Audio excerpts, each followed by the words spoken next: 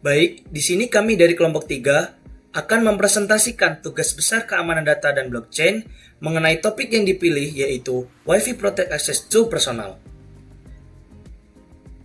Kami di sini terdiri dari 5 anggota kelompok. Yang pertama ada Alika Widuri Kartika, yang kedua ada Bintang Pandu Anugrah, yang ketiga ada Intan Fatihah, yang keempat Reval Zaiti Fajnandoko, dan yang kelima Arnoldus Gratio Deril Andika. Latar belakang pada WPA2 Personal itu keamanan jaringan nirkabel menjadi perhatian utama dalam perkembangan teknologi komunikasi, terutama dalam hal perlindungan data yang dikirimkan melalui jaringan Wi-Fi. WPA2, Wi-Fi Protect Access to, adalah salah satu protokol keamanan yang banyak digunakan untuk mengamankan jaringan Wi-Fi pribadi.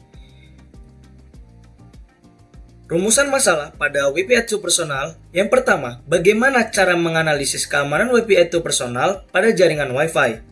Yang kedua, protokol apa saja yang tertangkap dalam Capture Traffic Protocol keamanan WPA2 Personal. Yang ketiga, apa saja kekuatan dan kelemahan WPA2 Personal berdasarkan hasil analisis. Tujuan pada penelitian ini yang pertama, menganalisis keamanan jaringan WPA2 Personal dengan menangkap dan menganalisis traffic protokol. Yang kedua, melakukan capture traffic protokol keamanan WPA2 Personal. Yang ketiga, menganalisis hasil capture untuk mengidentifikasi protokol, kekuatan, dan kelemahan WPA2 Personal. Selanjutnya saya akan menjelaskan tentang WLAN dan WPA2 Personal. Yang pertama, WLAN. WLAN merupakan jaringan lokal yang menggunakan teknologi nirkabel untuk menghubungkan beberapa perangkat dalam suatu area terbatas. Contohnya seperti di rumah, kantor, ataupun sekolah. Nah, contoh paling simpel adalah di rumah. Ketika kita menggunakan Wi-Fi seperti IndiHome atau Excel Home, nah, kita akan diberikan router. Nah, dari router itu kita akan menghubungkan perangkat-perangkat kita seperti handphone, PC, iPad, dan perangkat elektronik lainnya. Berikutnya adalah WPA2 Personal. WPA2 Personal adalah standar keamanan jaringan yang didesain untuk memberikan proteksi terhadap data yang dikirim melalui jaringan nirkabel. Protokol ini menggunakan enkripsi AES atau Advanced Encryption Standard yang dikenal sangat kuat dalam mengamankan data dari ancaman pihak ketiga. WPA2 Personal ini merupakan salah satu dari banyaknya pilihan keamanan dari jaringan itu sendiri. Jadi ketika kita akan memberikan password ke router kita, maka kita akan diberikan beberapa pilihan. Salah satu pilihannya adalah WPA2 Personal. Berikutnya adalah protokol keamanan jaringan. Yang pertama adalah EAPOL, Extensible Authentication Protocol over LAN. Protokol ini digunakan dalam proses handshake 4 arah pada WPA2. Proses handshake merupakan proses di mana ketika kita merequest sesuatu pada jaringan atau server, kita dapat melihat apakah server menerima requestan kita atau menolak. Nah, proses mengirim dan menunggu proses requestan itu adalah proses handshake. Berikutnya adalah AES. AES atau Advanced Encryption Standard merupakan algoritma enkripsi yang digunakan oleh WPA2.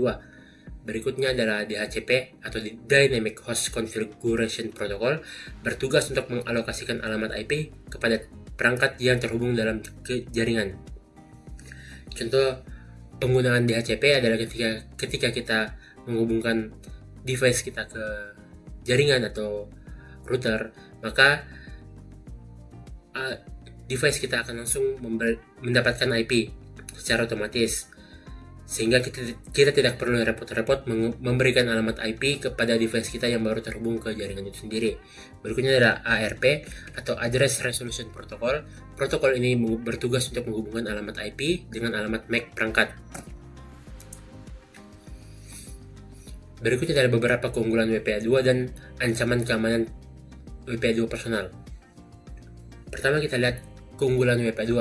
Enkripsi AES yang sangat kuat. Dapat kita lihat dari tadi bahwa enkripsi AES ini memang sangat kuat dari ancaman pihak ketiga, sehingga merupakan suatu kekuatan sendiri bagi WPA2. Berikutnya adalah kemudahan implementasi, tidak memerlukan server autentikasi tambahan. Kompatibilitas yang luas, didukung oleh hampir semua perangkat modern yang memiliki fitur Wi-Fi. 4. Integritas data, melindungi data dari manipulasi dengan menggunakan protokol keamanan tambahan seperti CCMP atau Counter Mode Cyberblock Chain Message Authentication Code Protocol. Nah, berikutnya adalah ancaman keamanan WP2 personal. Yang pertama, jika kita memberikan kata sandi kita terlalu lemah atau gampang ditebak oleh orang, maka itu merupakan salah satu kelemahan.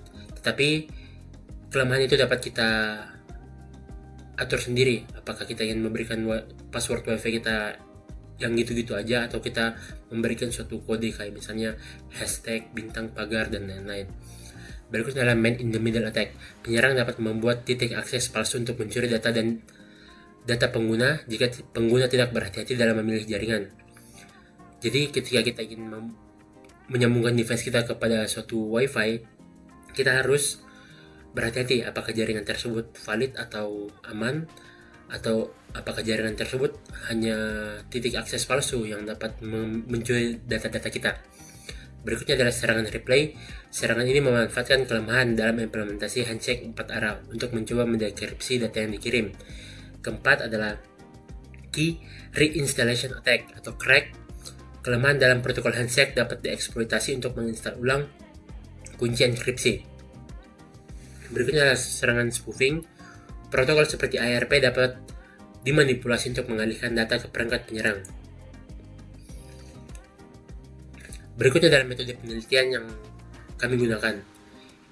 Penelitian ini dilakukan untuk membuat jaringan WiFi menggunakan router yang dikonfigurasi untuk menggunakan WP2 personal.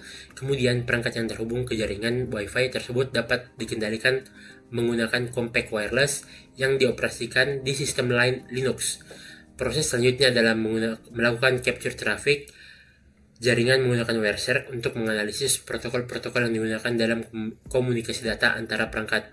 Nah, beberapa hal yang kita lakukan sebelum pengaturan environment jaringan atau melakukan penelitian ini adalah menyiapkan router itu sendiri, menghubungkan perangkat, melakukan scanning, dan menganalisis traffic. Baik, perkenalkan nama saya Bintang Pandu Nugra. Di sini saya izin untuk melanjutkan pembahasan atau penjelasan dari teman-teman saya sebelumnya. Penjelasan yang akan saya jelaskan adalah terkait langkah percobaan. Baik, langsung saja dimulai. Oke, buat langkah percobaan yang pertama yang harus kita persiapkan itu adalah pembuatan environment. Apa itu environment? Environment merupakan lingkup terhadap hal-hal yang akan kita inisiasikan untuk melakukan capturing analisis WPA2 PSK. Hal-hal apa saja yang perlu kita persiapkan? Ada beberapa poin yang perlu kita persiapkan. Yang itu yang pertama adalah Linux. Karena kami memakai Linux, jadi kami menggunakan Kali Linux pada konteks ini. Yang kedua, dalam melakukan compact wireless, kami melakukan inisiasi dari GitHub terhadap compact wireless. Tujuannya untuk apa? Tujuannya untuk menginisiasikan model-model atau driver terbaru, dan juga compact wireless ini berfungsi sebagai monitoring ataupun menginjeksi sehingga dapat lebih efektif untuk melakukan capturing analisis WPA2 PSK. Dan yang terakhir, kami juga melakukan environment terhadap Wireshark-nya itu sendiri. Oke, langsung saja. Untuk yang pertama, tahapannya adalah melakukan pendownloadan atau downloading terhadap file compact wireless-nya itu sendiri pada Kali Linux-nya. Nah, untuk ini seperti yang sudah tertera di sini ada compact wireless yang kemudian kita download saja seperti biasa. Habis itu langsung tersimpan di dalam pad Linux pada laptopnya. Setelah dari situ apa yang harus dilakukan? Yang harus dilakukan adalah pada next step-nya ya kita langsung buka command prompt. Untuk command prompt-nya adalah command prompt Linux. Dari command prompt Linux kita cukup panggil saja file yang sudah kita download, file compact wireless-nya. Bagaimana cara manggilnya? Cukup menggunakan sintaks cd, itu adalah untuk membuka atau memanggil file dalam pad Linux-nya itu sendiri. Jadi cukup saja panggil cd, langsung panggil juga nama filenya, compact wireless dan lainnya. Nah, setelah file berhasil terpanggil, step selanjutnya ada yang namanya sudoku. Apa itu sudoku? Sudoku merupakan mode root tanpa sandi untuk masuk ke dalam kernel routing. Nah, seperti yang ditampilkan di sini, kan setelah kita masukkan sudoku ada password berkali, itu kita nggak perlu masukinnya, itu langsung otomatis masuk ke dalam kernel routingnya. Nah, ditandai dengan apa? Masuk ke dalam kernel routingnya ditandai dengan pagar berwarna merah atau hashtag merah. Nah, setelah masuk ke dalam hashtag merah dan berhasil ke dalam kernel routingnya, cukup panggil saja ls. Sebenarnya ls ini fungsinya opsional, bisa dipanggil bisa enggak, karena ls ini berfungsi untuk memanggil list-list apa saja yang terdapat di dalam compact wireless itu sendiri. Karena kita ingin memakai semua listnya, karena kita juga nggak tahu bahkan kedepannya bakal pakai yang mana, ini kita panggil semuanya. Langsung saja kita pakai step selanjutnya. Step selanjutnya adalah make unload. Apa itu make unload? Make unload adalah sintaks yang berfungsi untuk menghapus drivers atau modul-modul sebelumnya. Tujuannya untuk apa? Tujuannya kita untuk mereload modul atau drivers agar lebih update, agar lebih efektif dan lebih efisien ke depannya untuk melakukan penginisiasian terhadap environment yang akan kita pakai. Nah, boleh kita langsung next aja ke step selanjutnya. Setelah make unload, ada yang namanya proses make load. Apa itu? Itu merupakan proses kebalikannya. Setelah kita reload, tadi kita hapus beberapa modul atau driversnya, kita panggil lagi dengan modul-modul atau drivers yang baru. Nah, kita panggil laginya terhadap dari compact wireless ini itu sendiri. Kalau misalnya kita lihat di make load ini, seperti yang tadi saya jelaskan, kita akan memanggil modul-modul atau driver yang terbaru. Contohnya di sini akan saya sebutkan, misalnya ada IPW 2200, ada juga yang namanya ADM 221, ada yang juga namanya RTR 8187, ATH, ART 9170 USB, dan lain sebagainya. Nah, prosesnya make load ini sebenarnya cukup panjang, dari proses tahapan kiri yang sebelah sini sampai proses yang sebelah sini juga. Nah, proses sebelah sini bagaimana tanda di akhirnya? Tanda di akhirnya kalau misalnya kita lihat di sini ada date, ada tanggal. Apa itu tanggalnya? Itu merupakan log entry. Log entry merupakan kumpulan dari pesan-pesan entry. Jadi satu baris ini merupakan satu pesan log yang isinya ada date-nya, ada bagian Bluetooth-nya, ada bagian koneksi integrasinya.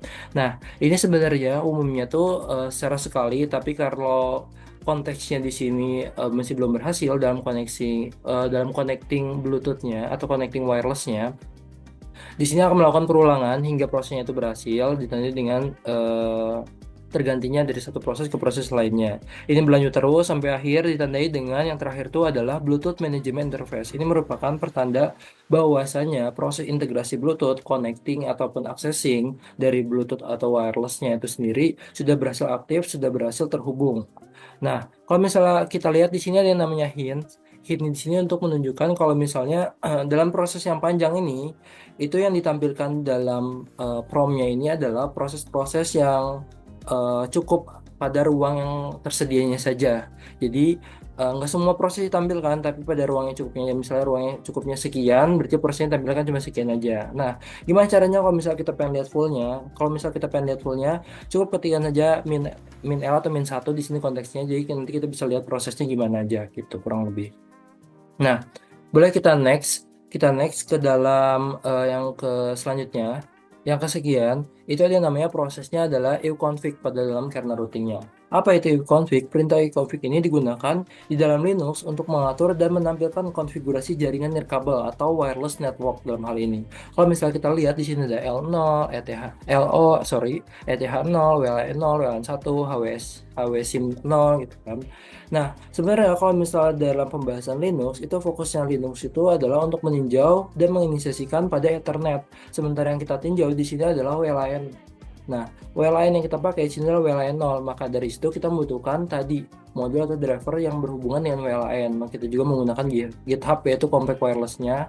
Maka dari situ setelah berhasil terhubung terhadap WLAN, kita cukup saja memanggil pada bagian samping sebelah sini euconfig, panggil lagi sintaksnya, tambahin aja WLAN 0 karena kita ingin memanggil menggunakan WLAN 0 inisiasinya. Dan juga di sini channel 8. Channel 8 itu merujuk pada WiFi channel yang kita gunakan, WiFi atau router yang digunakan. Nah, kebetulan WiFi yang saat itu kita tinjau dan kita pakai untuk menganalisis ini itu menggunakan WiFi pada channel 8, maka dari situ kita panggil lah euconfig WLAN 0 channel 8. Setelah dari situ sudah berhasil terpanggil, kita panggil lagi ulang aja euconfig untuk memastikan ini tuh misalnya sudah terhubung. Kurang lebih seperti itu.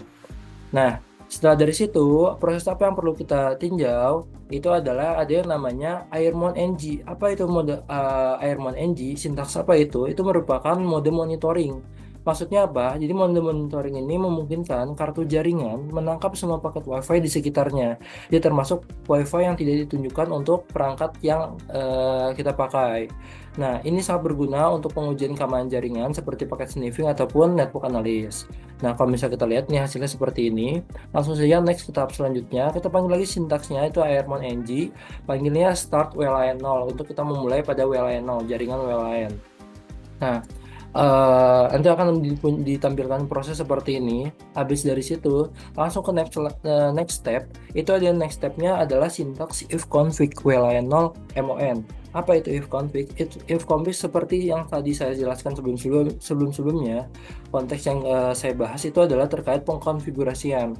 Nah, fungsinya if config ini adalah untuk mengkonfigurasi, mengontrol dan menampilkan informasi tentang antarmuka jaringan network interface, kurang lebih seperti itu. Jadi karena kita pengen mengintegrasikan jaringan LAN, WLAN, wireless access networknya, maka kita panggil WLAN 0-nya. Jadi if config setelah berhasil, langsung ke step selanjutnya. Step selanjutnya adalah step lengkap, itu adalah aero DAM NG. Ini fungsinya untuk apa? Fungsinya lebih ke arah untuk menangkap paket-paket yang terdapat dalam lingkungan jangkauan WiFi atau routernya tersebut, kurang lebih seperti itu.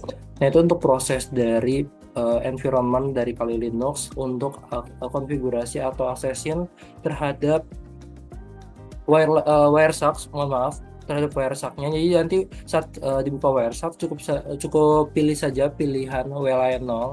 Setelah dari situ langsung kita tunggu saja tampilan dari Wireshark-nya akan bagaimana. Nah, kita tunggu. Kurang lebih mungkin ada proses yang cepat, ada juga proses yang lama, itu bergantung dan opsional terhadap kondisi dari jaringan ataupun kondisi dari device itu sendiri. Nah, untuk yang terakhir, di sini kita juga melakukan environment terhadap Wireshark-nya. Bagaimana caranya?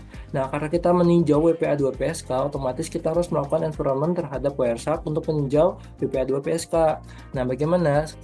Kita cukup memilih protokol wirelessnya saja. Itu protokol yang tadi yang sebelumnya sudah disebutkan pada proses codingan Linuxnya pada prompt, itu adalah IEEE 802.11. Nah, setelah dari sini kita cukup pilih edit aja di bawah sini. Tampilannya akan seperti ini. Ada tulisan keytab dan key. Kita cukup tambah, kita masukkan WPA PSK karena yang kita tinjau adalah bagian itu.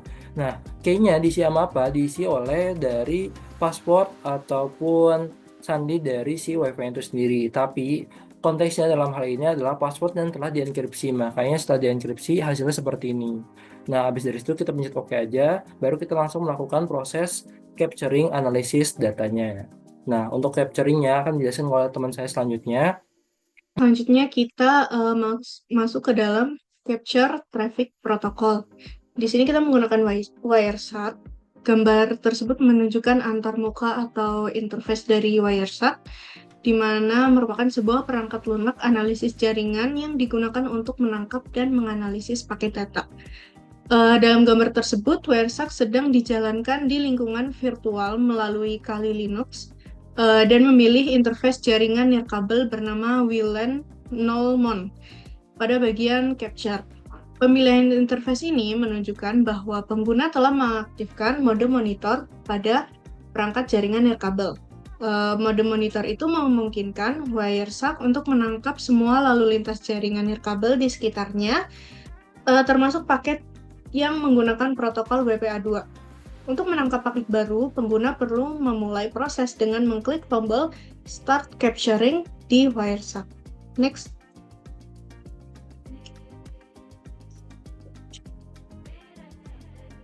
Kemudian gambar tersebut menunjukkan hasil tangkapan paket menggunakan Wireshark pada interface jaringan nirkabel dalam mode monitor. Tampilan tersebut memperlihatkan daftar paket yang berhasil ditangkap, dengan sebagian besar berjenis probe request dari protokol IEEE 802.11. Protokol IEEE 802.11 merupakan standar yang ditetapkan oleh Institute of Electrical and Electronics Engineers atau IEEE untuk komunikasi jaringan nirkabel atau Wi-Fi. Protokol ini mendefinisikan cara perangkat nirkabel seperti laptop, ponsel, dan titik akses atau access points berkomunikasi melalui gelombang radio pada jaringan lokal. Paket probe request ini digunakan oleh perangkat nirkabel untuk mencari titik akses atau access point dalam jaringan Wi-Fi. Di dalam kolom informasi dapat dilihat bahwa paket ini disiarkan atau di-broadcast ke semua perangkat di sekitar dengan SSID atau Service Set Identifier berupa wildcard, yang berarti perangkat sedang mencari jaringan Wi-Fi yang tersedia.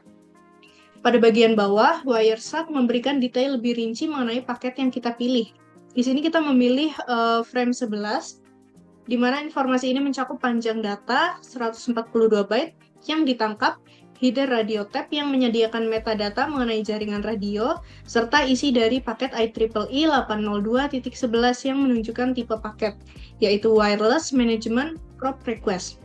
Di panel paling kanan, terdapat tampilan heksadesimal dari data mentah paket, disertai interpretasi karakter ASCII untuk membantu analisis data. Melalui informasi-informasi ini, analisis jaringan dapat mengidentifikasi perangkat yang sedang mencari koneksi Wi-Fi atau memonitor aktivitas jaringan nirkabel tertentu. Next.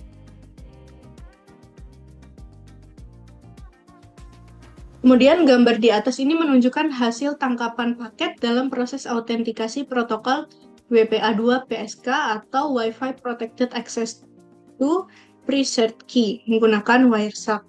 Di sini kita menggunakan filter ePOL untuk mencari 4 pesan kunci atau key message 104 hingga key message 404 dalam proses four-way handshake. Proses four-way handshake ini digunakan untuk memvalidasi autentikasi antara perangkat klien dan titik akses serta untuk menyepakati kunci enkripsi yang akan digunakan untuk komunikasi. Pada gambar, terlihat proses four-way handshake dalam protokol WPA2 PSK yang melibatkan perangkat klien. Di sini perangkat kliennya berupa Apple dan titik akses berupa Cisco Linksys. Berikut penjelasan sesuai dengan gambar di atas. Yang pertama yaitu ada message 104, di mana access point mengirim nonce atau angka acak ke klien sebagai tantangan awal. Ini terlihat pada frame 87. Lalu yang kedua ada message 204, di mana klien menggunakan nonce dari access point, nonce miliknya sendiri, dan preset key atau PSK untuk menghasilkan pairwise transient key atau PTK, lalu mengirim nonce-nya ke access point. Hal ini tercatat di frame 89.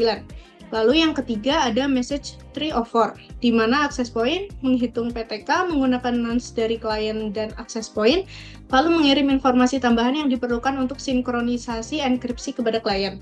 Ini tercatat di frame 92.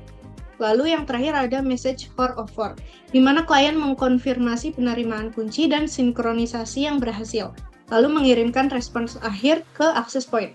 Hal ini tercatat di frame 94. Proses ini memastikan bahwa klien dan access point telah berbagi kunci yang sama untuk memulai komunikasi terenkripsi secara aman. Pada panel bawah terlihat detail dari frame 87 yang merupakan key message 104. Informasi ini mencakup header, radio tab, metadata jaringan radio, data IEEE 802.11, dan protokol autentikasi 802.1x yang menangani pertukaran kunci. Di panel sebelah kanan, ditampilkan representasi data mentah dalam format heksadesimal dan ASCII yang memungkinkan analisis mendalam mengenai isi paket. Analisis ini dapat digunakan untuk mempelajari bagaimana cara kerja dari WPA2 PSK. Baiklah, selanjutnya saya akan menjelaskan tentang diagram aliran paket dari WPA2 personal. Nah, diagram alur ini menggambarkan proses autentikasi dan enkripsi pada jaringan Wi-Fi. Proses ini umumnya digunakan untuk mengamankan koneksi antara perangkat klien, misalnya laptop dan smartphone, dengan akses point atau AP atau router Wi-Fi. Nah, penjelasan langkah demi langkahnya, yang pertama saat kita memulai start, proses autentikasi dimulai. Yang kedua, klien akan mengirimkan association request kepada AP, yang dimana perangkat klien mengirimkan permintaan untuk terhubung ke jaringan Wi-Fi ke access point. Selanjutnya, AP akan mengirimkan association response kepada klien, yakni AP merespon permintaan klien dengan memberikan izin untuk terhubung. Yang keempat, klien mengirimkan ePOL key 1 atau nonce kepada AP, yakni klien mengirimkan sebuah nilai acak atau yang disebut dengan nonce sebagai bagian dari proses negosiasi kunci enkripsi. Yang kelima, AP akan mengirimkan ePOL key 2, yakni nonce plus enkripsi kepada klien, yakni AP menerima nonce dari klien dan mengenkripsi nilai tersebut lalu mengirimkan kembali kepada klien. Selanjutnya, klien akan mengirimkan ePOL key 3 atau konfirmasi kepada AP, yakni klien mengkonfirmasi bahwa ia telah menerima kunci enkripsi yang dikirim oleh AP. Selanjutnya, AP akan mengirimkan ePOL key 4 atau final handshake kepada klien, yang dimana AP mengirimkan konfirmasi terakhir untuk menyelesaikan proses pertukaran kunci. Nah, dan yang kedelapan, klien dan AP akan memulai komunikasi data terenkripsi, yakni setelah proses autentikasi dan pertukaran kunci selesai, klien dan AP dapat memulai komunikasi data yang aman menggunakan kunci enkripsi yang telah disepakati. Dan yang terakhir, atau N, proses autentikasi dan enkripsi selesai. Nah, konsep yang terlibat di dalam sini itu ada ePOL atau Extensible Authentication Protocol over LAN, yakni protokol yang digunakan untuk autentikasi jaringan nirkabel. Yang kedua ada nonce, yaitu nilai acak yang digunakan untuk mencegah serangan replay. Nah, yang ketiga ada enkripsi, yakni proses pengamanan data dan mengubahnya menjadi bentuk yang tidak dapat dibaca tanpa kunci yang tepat. Singkatnya, diagram alur ini menggambarkan bagaimana perangkat Wi-Fi saling berkomunikasi untuk memastikan koneksi yang aman dan terenkripsi. Selanjutnya, kesimpulan. Penelitian ini mengungkapkan bahwa WPA2 personal merupakan protokol keamanan yang andal untuk melindungi jaringan nirkabel melalui enkripsi AES yang kuat. Namun, efektivitasnya sangat bergantung pada penerapan konfigurasi yang benar oleh pengguna, seperti penggunaan kata sandi yang kompleks serta pembaruan perangkat secara berkala. Analisis ini menunjukkan bahwa meskipun WPA2 personal cukup tangguh terhadap serangan umum, tetap diperlukan upaya tambahan untuk menutup celah keamanan yang mungkin terjadi akibat kelalaian pengguna. Sekian presentasi dari kelompok 3. Apabila ada salah kata mohon maaf. Wassalamualaikum warahmatullahi wabarakatuh.